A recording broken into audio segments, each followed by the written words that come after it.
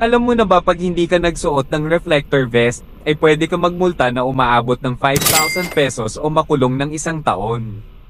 Ito ay pinatupad sa probinsya ng Pangasinan na kailangan magsuot ng reflector vest ang mga motorista at mga bikers mula 6 PM to 6 AM.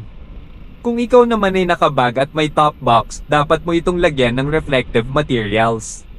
At sa mga tricycle driver natin dyan ay kailangan din magsuot ng reflector vest at lagyan ng reflector materials ang sidecar.